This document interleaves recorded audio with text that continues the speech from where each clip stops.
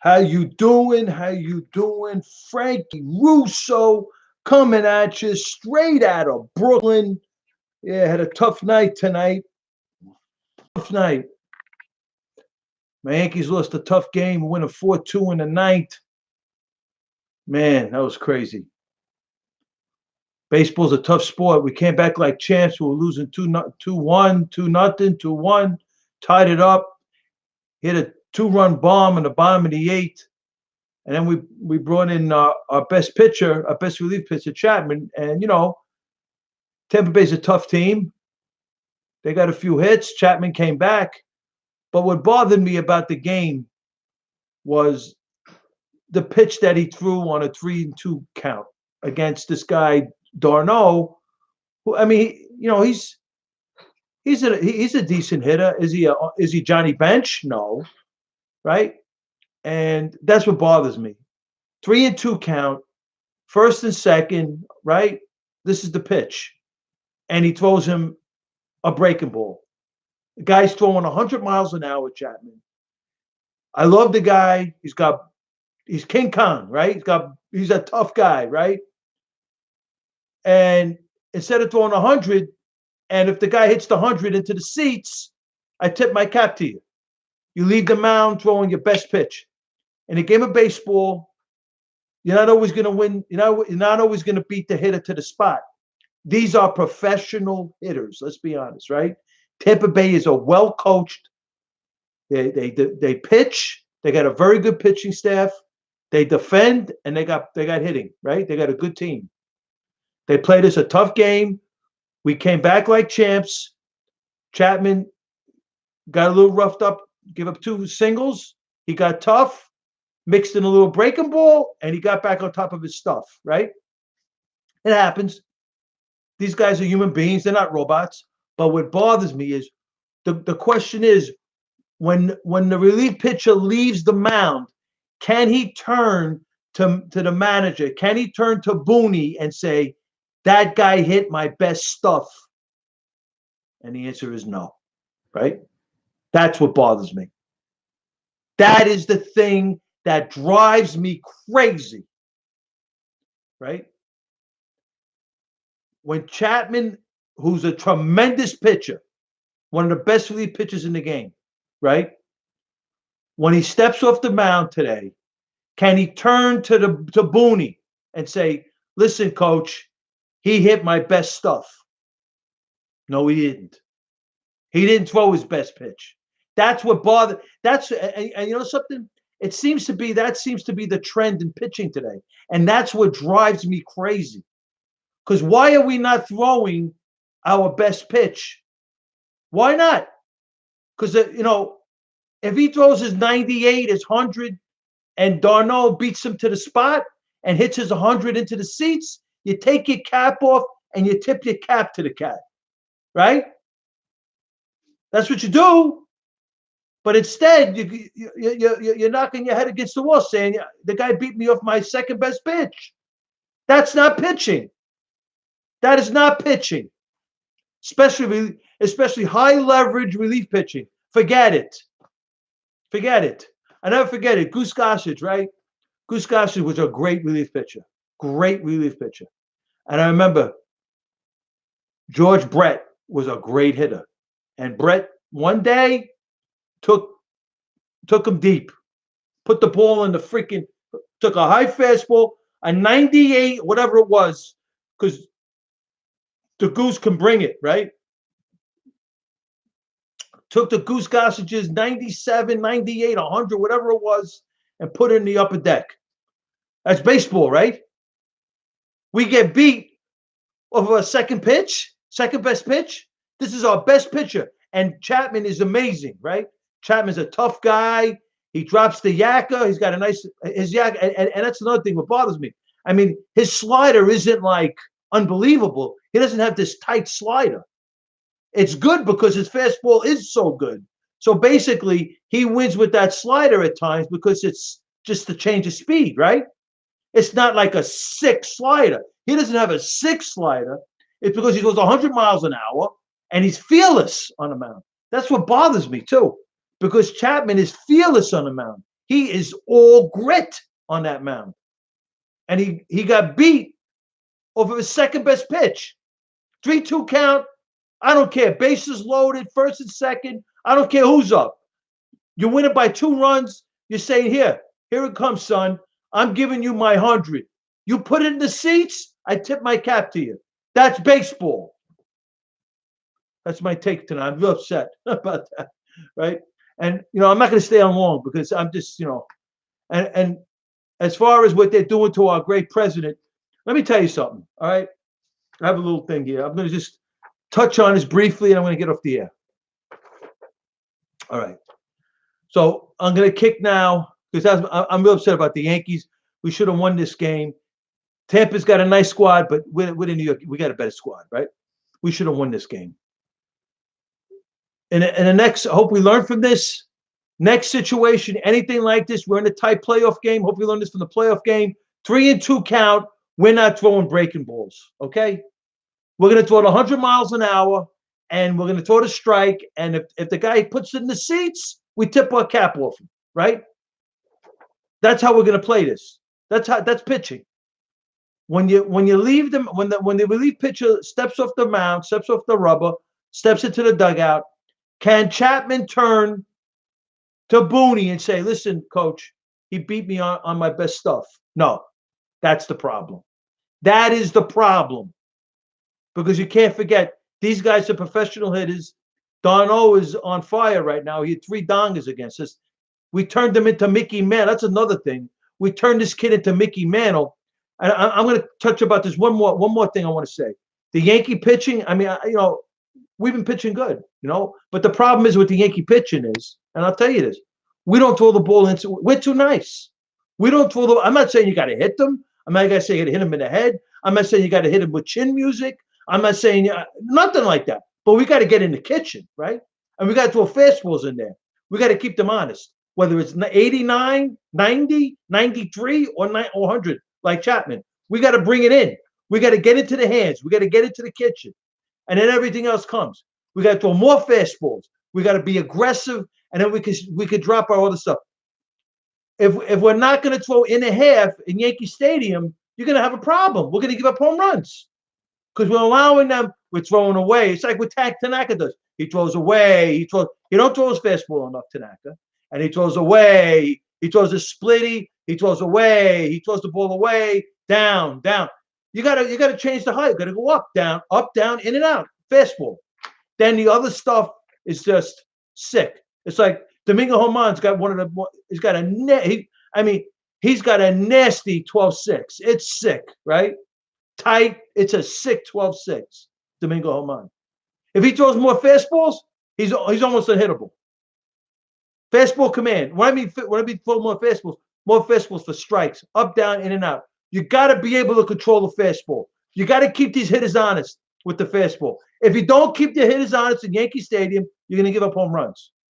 Because there's no better pitch, first of all, than a well-placed fastball. And secondly, if you miss the spot with a fastball, it doesn't necessarily mean it's going out of the park. You throw a hanging slider, a hanging yacker, a hanging changeup, a hanging splitty, and it's in the seats. You're not getting that ball back. Okay, I'm done with this now. I'm going back. I'm going to our great president, Donald John Trump. I just want to say, President Trump is right on his attack on these stealth jihad radicalismists, Congresswoman Omar, for example, right? Just to give you an idea, President Trump is right. They have no respect for this country. They're anti-American, and he's pro-America. They're right. He's right. He's right. President Trump is right to tell her, listen, if you don't like it here, leave. And take the rest of the congresswomen with you. They're anti-American. They're from the Obama-Clinton crime family, anti-American vector field. That's what they're from. President Trump is 100% right. And here, I found this article. Congresswoman Omar's Minnesota congressional district is the terror recruiting capital of the United States.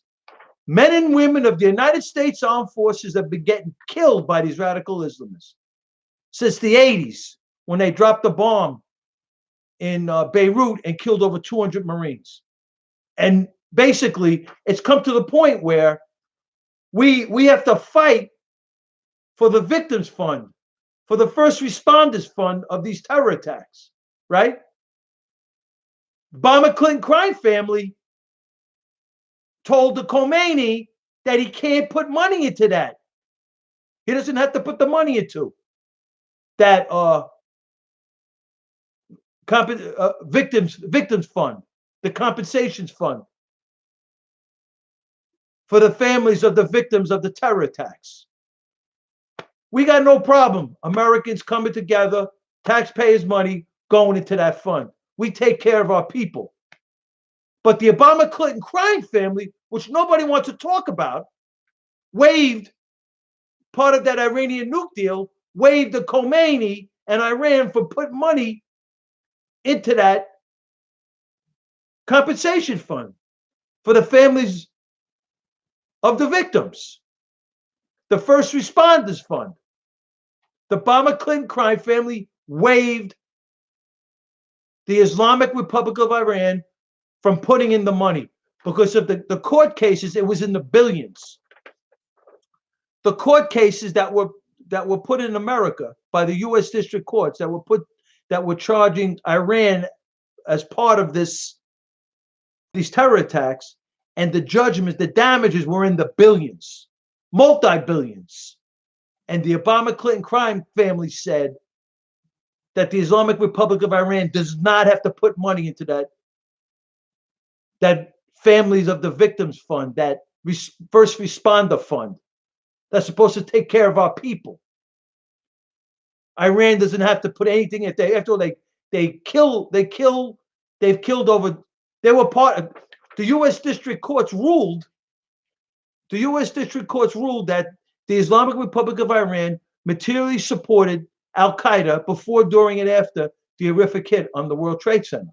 So there it is, and it was the ruling came down. The damages was in the billions, multiple billions. I think it was upwards of 3 to 5 billion, easy, right?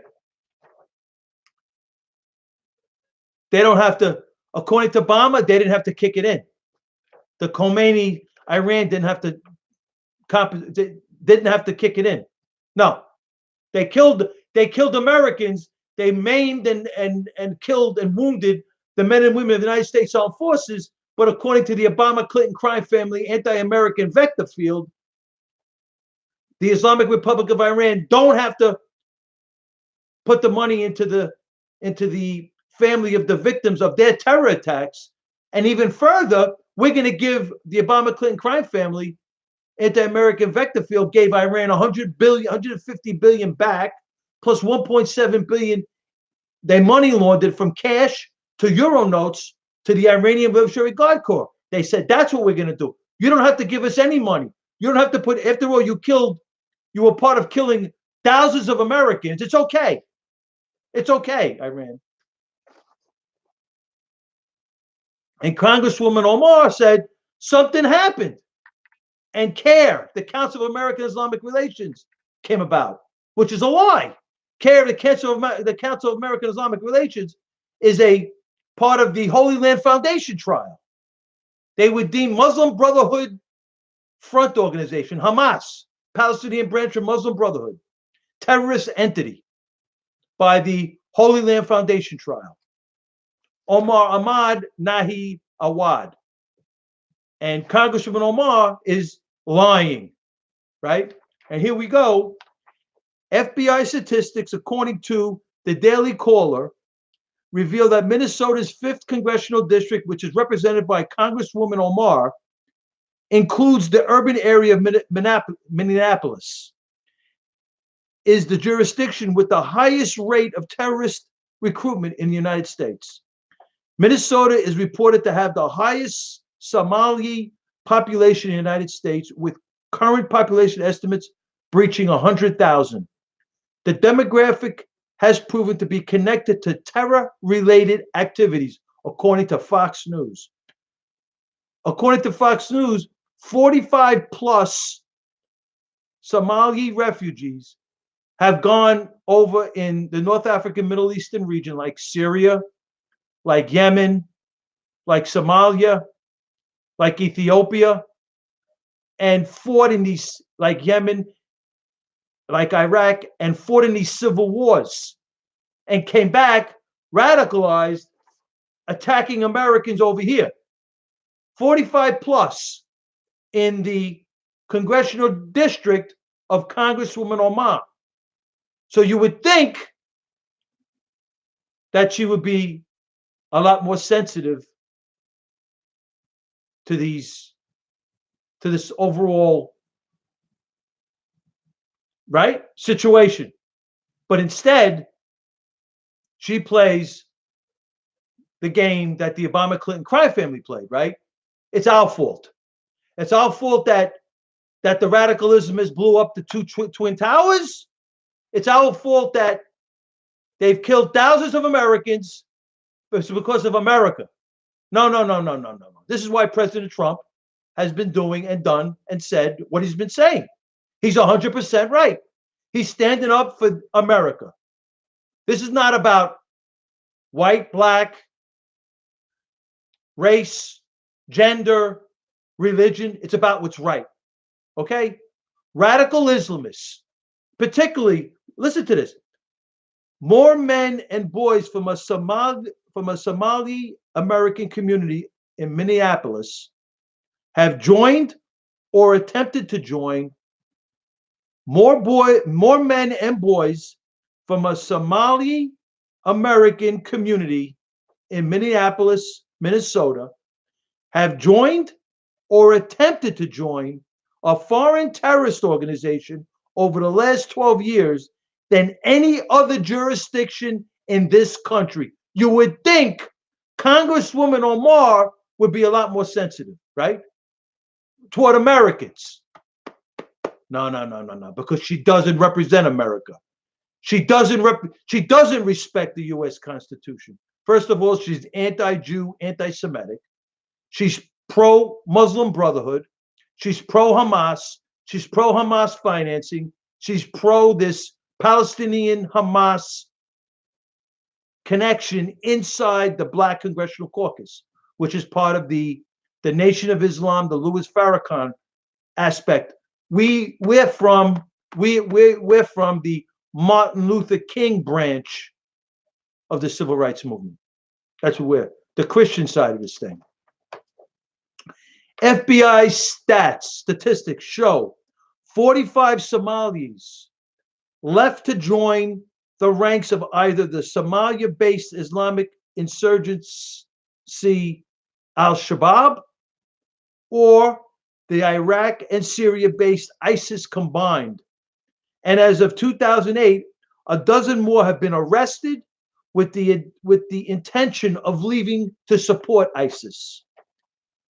In the past, Omar has shown her strong affinity for the Somali community in her district, as well as abroad. In one case, Omar, who at the time was only a state representative in Minnesota, defended a group of 9 Somalis who had attempted to cross the border into Mexico in a plan to reach Syria, planning to join ISIS, according to KMSP television, right?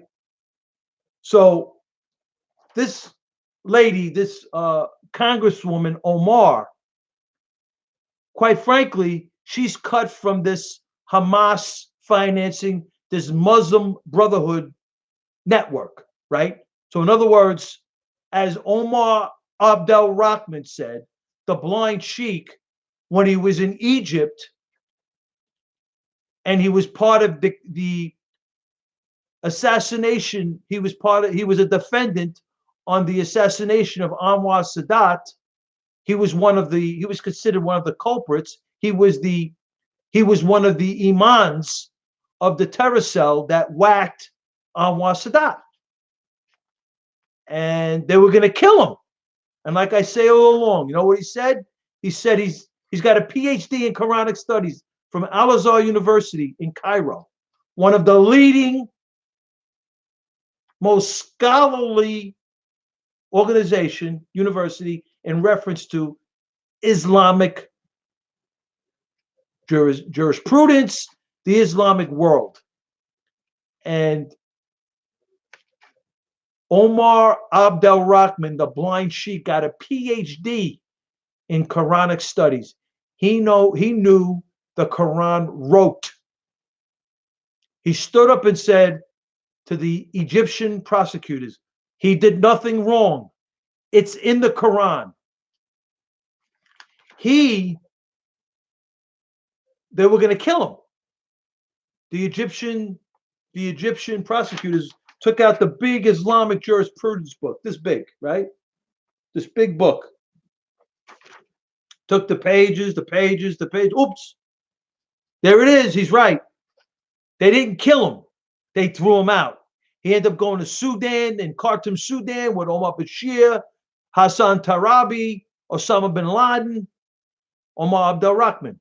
He ended up marrying an American Muslim convert, coming into the United States. Him, Abu Alima, C.G. Ali, the Sudanese mission, Sudanese diplomats, right? Abu Alima, touring the New York, the tri-state area, New Jersey, Connecticut, looking for buildings to blow up and kill Americans, right? They blew up the 1993 World Trade Center, right? Thank God they didn't do, unfortunately, the way they did it, and where they killed 3,000 to 5,000 Americans. Over here in 93, the World Trade Center, they killed, they killed unfortunately, they killed Americans. And thank God they didn't really, it was horrific. It's horrific no matter what, obviously, right? It drives me crazy, these terror attacks. Innocent Americans getting killed for no reason. People coming in here to kill us under the guise of, he came under the guise, he married an American Muslim convert and garnered residence to his religion, right? Whatever it is, right? So he got caught again. He was the 1993 World Trade Center imam, the spiritual leader. He had he was radicalizing the terror cell with the verses of the Quran, right? With the verses of the Quran, the blind sheik is the spiritual leader of the 1993 World Trade Center bombing. So he did the same thing. He was facing a lifetime prison sentence in New York over here. They got him, Andrew McCarthy. He stands up, he says, call me a Muslim, call me a terrorist, says the blind sheik, Omar Abdel Rahman. He said he did nothing wrong. Killed Americans? Yes, he did. The 1993 World Trade Center bombing, he killed Americans. Ramzi Youssef, Khalid Sheikh Mohammed, right? And then he said, right? And they were plotting to blow up bridges, blow up federal buildings, kill Americans. And he stood up in the court before they were going to read his lifetime prison sentence. They said, do you have any last words to say? Omar Abdel Rahman, he stood up and said, call me a Muslim, call me a terrorist, he said. I did nothing wrong, he said. It's in the Quran. So what they're saying is, Congresswoman Omar and Congresswoman Tlaib from Minnesota, Congresswoman Omar's from Minnesota, Minneapolis, Minnesota, where they call it Little Mogadishu, where the Somali refugees are, where the stealth jihad radicalism within that refugee camp reside and end up being terrorists. They come in under asylum, and they end up being terrorists, wanting to kill Americans and wanting to travel and join ISIS in Syria, right? And then you got this Congresswoman Tlaib, she's from her district is Dearborn, Michigan. Horrific.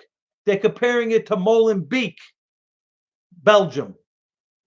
Molenbeek, Belgium is a Muslim only zone. Muslim only zone in Belgium. The radicalism is run roughshod over Europe. Roughshod. Go to England. Oh my God, right?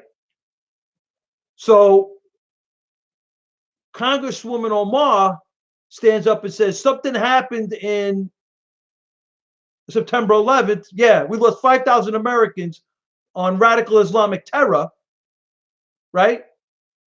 And she said that gave birth to CARE, the Council of American Islamic Relations. What a liar, right? So President Trump is 100% right. They're anti-American. Their stealth jihad radicalism is Congresswoman Omar, Congresswoman Tlaib, right? They do not represent America. They represent the anti-American coalition, right? The Palestinian Hamas branch of the Black Congressional Caucus is anti-American, right? Not the Martin Luther King branch of the Black Congressional Caucus, not the Martin Luther King, the Christian side of the civil rights movement. Congresswoman Omar, her Minnesota congressional district is the terror recruiting capital of the United States. And you would think she would be a lot more sensitive to what we've gone through as Americans. No, because what they believe it's our fault, because she comes from that radical side. This is the radical Democratic Party, right?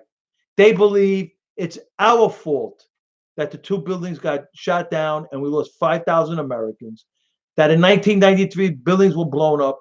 Omar al-Awlaki was running around roughshod throughout from the San Diego to Virginia, radicalizing American Muslims. There was 50 plus homegrown radical Islamists with ties to Anwar al-Awlaki, the 9/11 Imam, reading the verses from the Quran, inspiring the 9/11 terror cell. Absolutely. So President Trump was right to take the position with these anti-Jew, anti-Semitic, anti-American congresswomen. Congresswoman Omar, Congresswoman Tlaib, and the rest of them. They all could leave. Tell all these anti-American politicians to leave. Our biggest threat to our way of life is Iran with nuclear proliferation. They're very close, right? They got 150 tons to 350 tons of uranium. So that's the biggest issue. And then with Netanyahu's data from the Mossad, they garnered the Iranian atomic archive files and found that Iran is pursuing and very close to nuclear proliferation. That's the reason why President Trump is taking the hard line. It's that vector. And that came from the Obama-Clinton crime family anti-American vector field, where Hamas, Muslim Brotherhood, Palestinian branch Muslim Brotherhood, right? And then when he took out Gaddafi, they put more Muslim Brotherhood in there. But that backfired in their face, because they have no policies, right? The Obama-Clinton crime family were just anti-American, period, right? That's what this whole thing is about. Then they gave the Obama-Clinton crime family gave 20,000 man-pads, 20,000 Soviet man-pads were given to Mustafa Jalal, Abdel Hakim al-Hajj in Libya, plus 400 FIM-92s, and became a gun-running operation run by two Muslim Brotherhood operatives. This is under the Obama-Clinton crime family. So then we got Muslim Brotherhood operatives in Libya issuing execution orders. Claire Lopez, CIA operative for 35 years, her data and WikiLeaks issuing execution orders to whack the Gaddafi general Yunus, who was getting bribed by NATO's France, right? He gets killed by claiming it was Abu Qatala. He was the last one to be seen with him, apparently. And at the same breath, we got Muslim Brotherhood operatives in America issuing execution orders to Bob Mueller, FBI director, to John Brennan, CIA director to purge FBI documents, FBI presentations, DHS servers of individuals with ties to designated foreign terrorist organizations like Muslim Brotherhood, Al Qaeda, etc. Beyond belief. And then we have these politicians, Congresswoman Omar, Congresswoman Tlaib, and the like, these Democrats, these radical Democrats, these anti-American Democrats, right? Charles Schumer, Nancy Pelosi, of course, right? Senator Coons, right? Senator Dianne Feinstein, right? Talking to Iran, meeting with, having representatives meet with, like John Kerry, meeting with Mohammad Javad Zarif, the former Iranian ambassador to the UN, former executive director of a Levy Foundation, part of the terror, the money laundering for terror from the 655th Avenue building to the Islamic Republic of Iran. He was an executive director of the Levy Foundation. Yet he gets away with it because he was an intelligence-created diplomat, as would Muhammad, American intelligence-created diplomat, as was Mohammed Morsi from Egypt, right? So what we have here is an anti-American coalition going up against our great president, Donald John Trump. And it is disgraceful. These people swearing in, they're both swearing under the Quran. Why am I not shocked? They both swore in under the Quran. Did Congresswoman Omar and Congresswoman Tlaib, as the blind sheik stands up and says he did nothing wrong, he said, when he blew up the 1993 World Trade Center bombing, he killed Americans there, they did. And then he was plotting to blow up bridges, federal buildings, tolls like the Lincoln Tunnel. He said he did nothing wrong, he said. Call him a Muslim, call him a terrorist. It's in the Quran. Same thing, same philosophy, same approach as Congresswoman Omar, Congresswoman Tlaib, the Palestinian Hamas wing of the Black Congressional Caucus believes. They're an anti-American wing. They're anti-American. True. So President Trump did nothing wrong. He's taken his position for America. Like he's taking a position, like he's attacking those vectors against us with Iran. So President Trump's doing counter vector.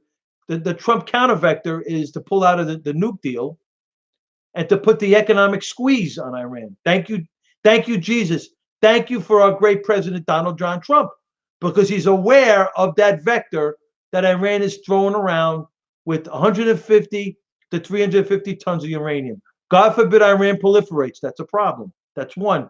And why is he so concerned? Obviously, about our southern border. It's a sieve, first of all, for illegal immigration. Absolutely. We got whacked September 11th and other attacks because of immigration fraud, right? We talked about this on the show. And in addition, the biggest vector is that vector going from, the biggest problem is that vector going from where? Going from New York through Pennsylvania, through DC, right? Through Charlotte, North Carolina, past Atlanta, Georgia, through Macon County, Alabama, down to New Orleans, Louisiana, and then it goes parallel to the coordinate system right into Houston, Texas. Then it can go into Mexico or go up to San Antonio, to El Paso, Texas. Then it could go into Mexico, or they can go into Mexico in through San Antonio, into Mexico to the poppy fields, right? That's one issue. So we got illegal immigration down there. It's disgraceful what's going on. Violating our laws. Nobody's recognizing our laws that are on the books in reference to illegal immigration. That's one. Two, you got those poppy fields. Disgraceful, killing Americans with these drugs infiltrating through that vector, and or through the drones.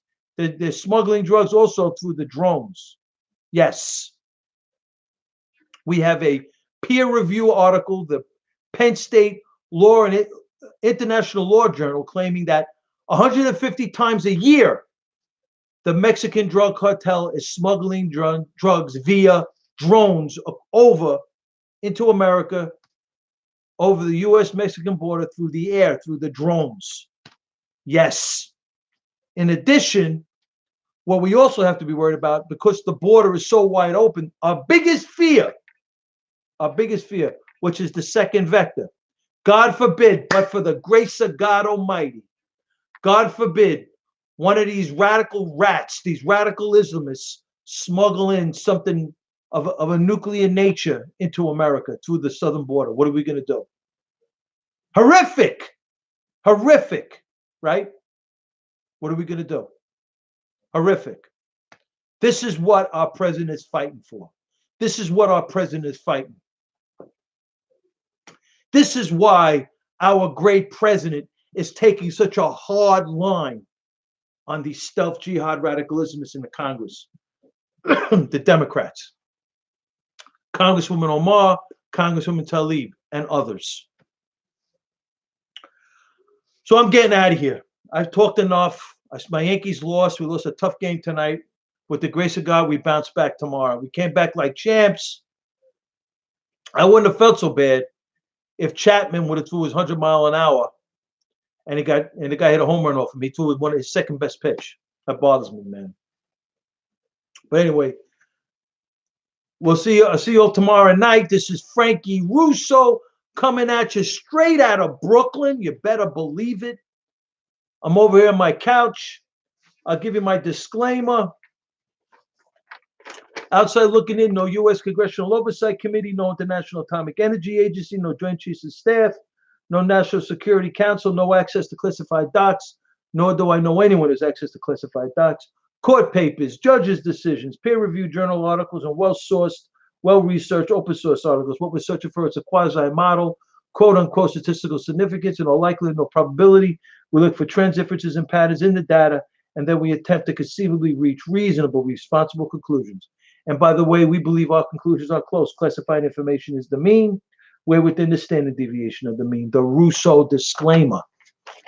So we're creeping toward incontrovertible truth. So we're out of here. God bless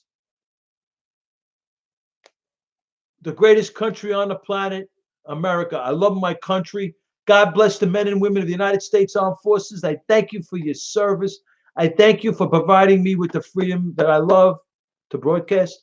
God bless the greatest country on the planet, America. I love my country. God bless America. And God bless our great president, Donald John Trump.